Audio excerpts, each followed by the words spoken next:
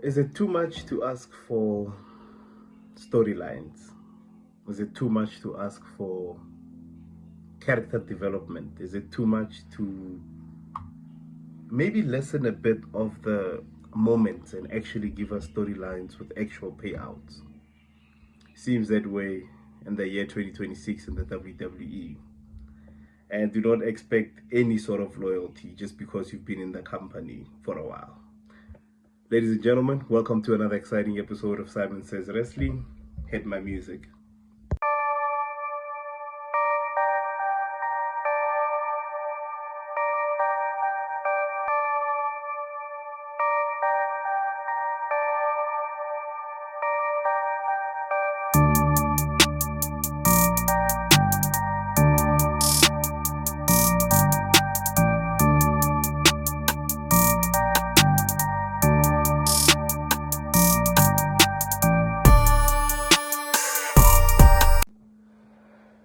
Ladies and gentlemen, welcome to another exciting episode of Simon Says Wrestling. And quite a lot of things have happened ever since I recorded the last episode. And yeah, it's a crazy time in the WWE. It's a crazy ass time in the WWE. But before we get into everything, you guys know what to do. Hit the like, hit the subscribe, hit the share button, turn on the notification bell so you guys can get notifications when we drop new videos on the channel. Thank you guys so much for the support. Thank you so much for the love. And yeah, man, it's been an interesting 2 weeks. I think that was the last time I recorded an episode, and just so many things have happened in the company. And like in most cases in 2026, it's mostly bad than it is good. The first one, which is obviously the most painful one to talk about, but we need to get into it either way. Sami Zayn lost the Universal Championship to CM Punk. CM Punk made his long-awaited return on Monday Night Raw to win a WWE SmackDown-related championship. But like I said, barriers in these shows does not exist. CM Punk did nothing prior to WrestleMania. I think WrestleMania was the last showing that he had.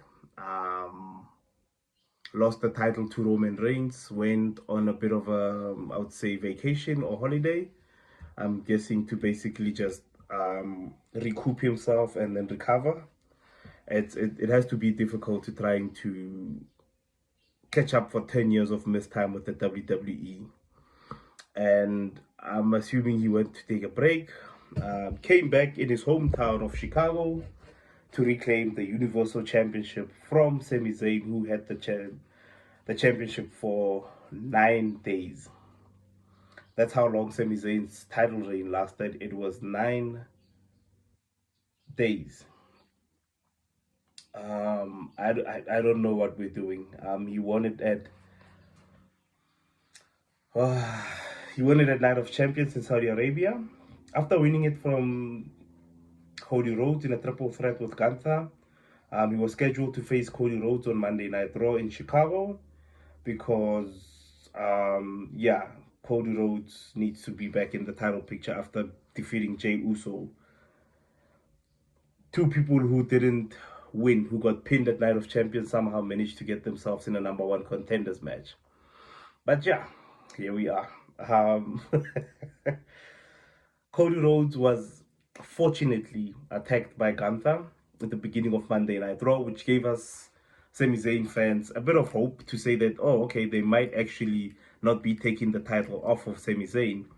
But lo and behold, we were very wrong because the Second City Saint was in his hometown, and I guess being in your hometown in the WWE equates to title opportunities, and at this point in time, a title run. CM Punk made his return. No promo, no introduction, just came out of the same door that Drew McIntyre delivered him in a bloody mess. Walked to the ring and challenged for the Universal Championship and won. I do not understand the logic or the basic in what the WWE is basically doing at this point in time. It almost feels like the main event scene is booked according to the theme song that you have. the hotter and more singable your theme song is, I think the more title opportunities and title runs that you'll probably get. Because if you think about it, we have CM Punk with Cult of Personality and with Cody Rhodes Kingdom now at SummerSlam for the Universal Championship. I do not know how they built this up. A lot of fan theories are coming through, a lot of exciting ones, but we all know that WWE doesn't do anything that might even resemble having listened to the fans. I don't think they're gonna turn Cody Rhodes heel. I do not even think they're gonna turn CM Punk heel. CM Punk is Mr. TKO, and Cody Rhodes is Triple H's best man, I guess, to get the job done, anything and everything. And as long as Cody Rhodes is still rocking a three-piece suit, I don't think we'll be seeing any heel tendencies from him. What does this hold for Sami Zayn? What does this mean for Cody Rhodes?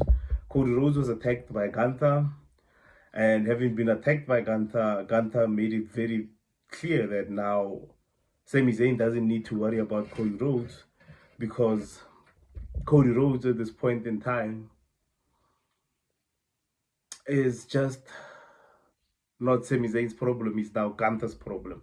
But it seems now it's CM Punk's problem.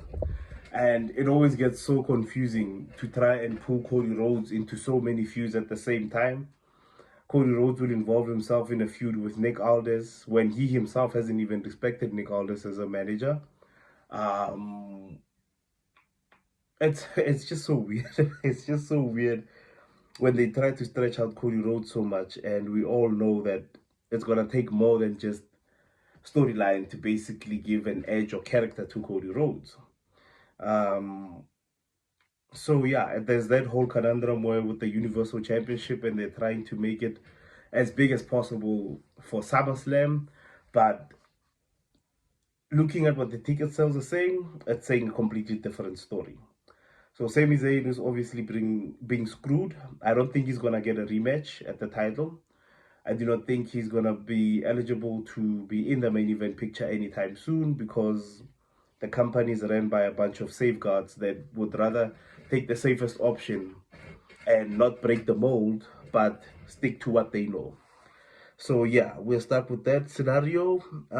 Roman Reigns hasn't been on television for a while, so I guess we have Jacob Fatu trying to keep the story alive with the Usos and LA Knight. So yeah, Roman Reigns is facing Seth Rollins at SummerSlam. LA Knight, I think it is promo, said it even better. You're just getting a match because of nostalgia's sake. Nothing you did at Night of Champions, even though you did beat Braun Breaker, I think qualified you to get into the heavyweight championship picture, given the fact that there is a King of the Ring winner who opted to face Brock Lesnar. So we're also having another conundrum where these people will set out on a particular storyline or a particular path in for a superstar, but in between will pivot to something which they feel is a bit more important or way bigger than whatever needs to happen at the time. So that's how they feel, and that's what they will always be pushing for. LA Knight, I'm slowly starting to make peace with the fact that a lot of superstars that we believe need to be pushed and deserve the respect and accolades and recognition of your Roman Reigns, your Seth Rollins, your Jey Usos, your Cody Rhodes, will probably never ever get it in the WWE. And I'm slowly starting to learn the fact that it's okay to be fine with the fact that we're just riding out until our contract ends. And the reason why I'm feeling this way is they've made a second release after the New Day, which I basically said to myself that if they are not loyal to their most loyal workhorses, the people that have been, I would say, the most loyal and giving in giving back to younger talent and basically enhancing talent in the WWE, just because they believe that those people are not blockbuster main eventers, that's what's gonna kill the WWE. the more experienced people that you take out of this company, the more soul goes out of it with them. The latest release being Sheamus. Um, I had made a video about Sheamus on my channel. Unfortunately, it's been blocked due to copyright stuff in the video. I think I'll take those out and then put the video up again.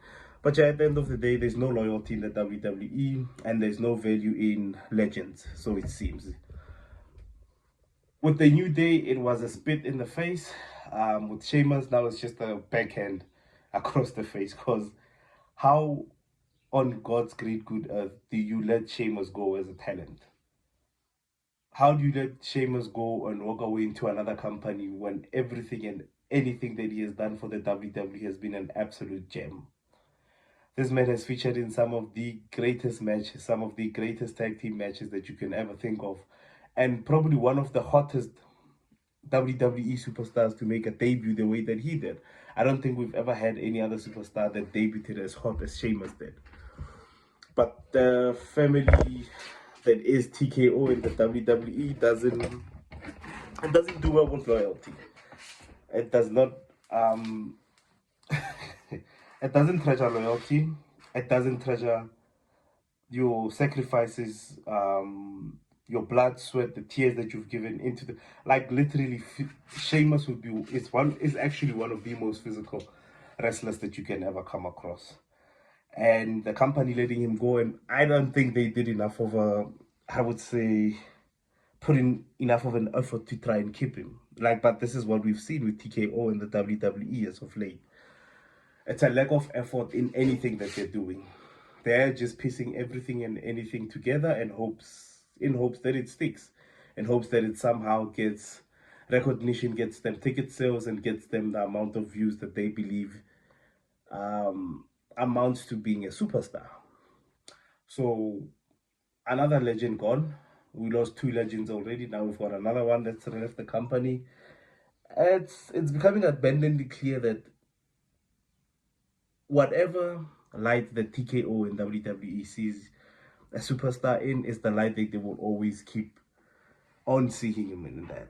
If they see you as no value, low superstar, they will then offer you something that I don't believe would compensate the amount of years that you've been in that company. So it gets very, very hard to try and support this product, especially when it's letting go of legends such as Sheamus, Kofi Kingston, the New Day, Xavier Woods. It gets very hard to defend them. The other thing that we have to get into is obviously Oberfemi versus Brock Lesnar and Hell in a Cell. That match is set. Paul Heyman obviously doing the build-up because, yeah, who needs to show up when feuds are happening? Needs to show up when you've got an advocate. So yeah, it's hopefully it's the last match that they're having. Hopefully we're putting an end to the Oba and Brock situation, and Oba can focus his sights on maybe getting a title shot, given the fact that whoever wins between Roman and Seth will get the World Heavyweight Championship. We all know Roman Reigns is probably going to retain, because Roman Reigns needs to keep the title going or on him until all his new family members have debuted, and at best maybe abuse Solo Sikoa into joining the bloodline. Like, we never know at this point in time. Bloodline story, I'm not even gonna get into it. If you want my opinion on any bloodline story,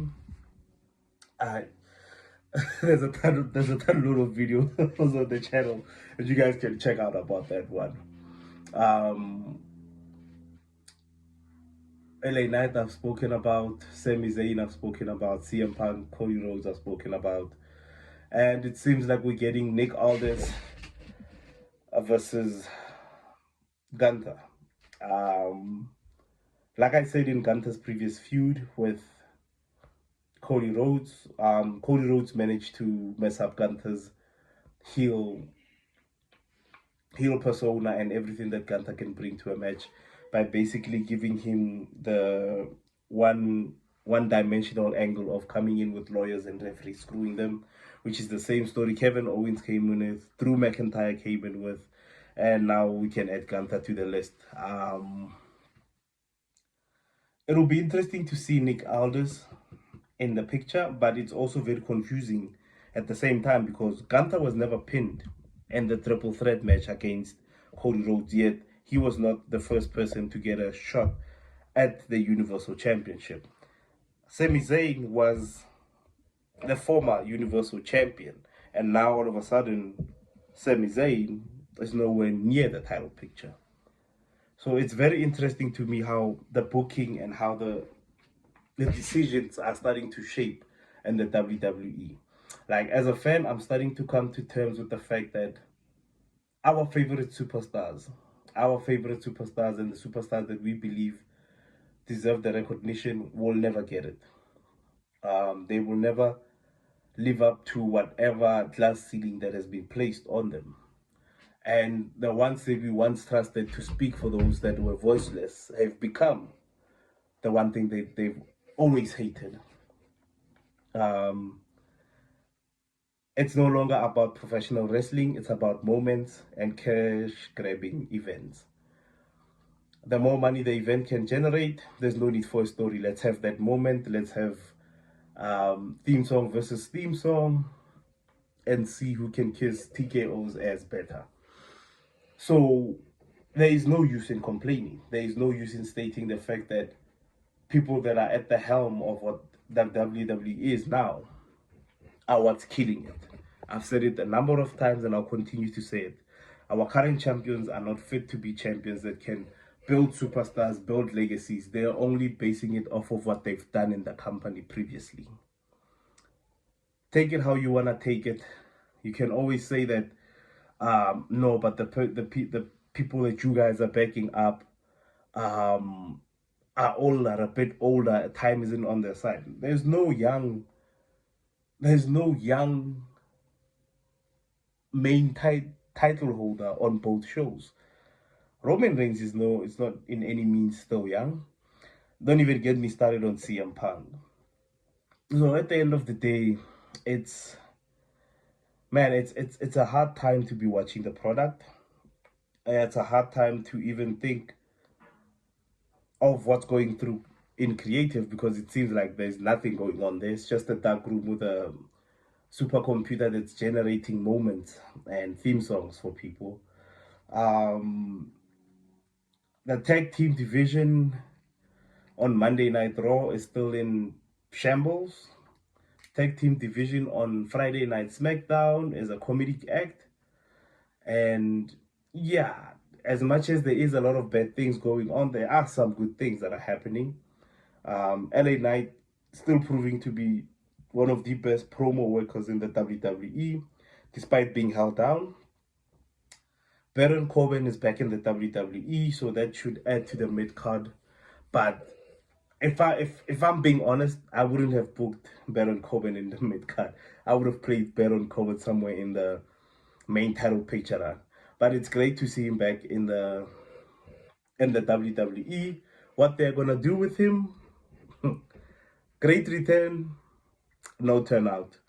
This is basically the formula that we've been having in the WWE. We focus so much on returns that we do not even know what to do with the superstar.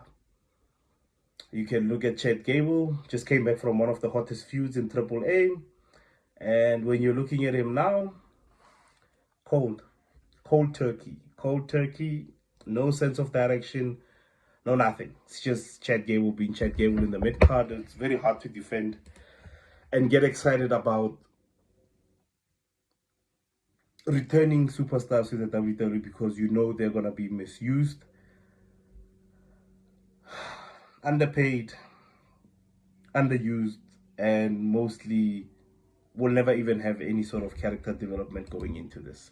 As much as I see what's going on, and I'm happy to see him back in the WWE, I fear for what might be happening or what's about to happen because it's probably going to amount to nothing.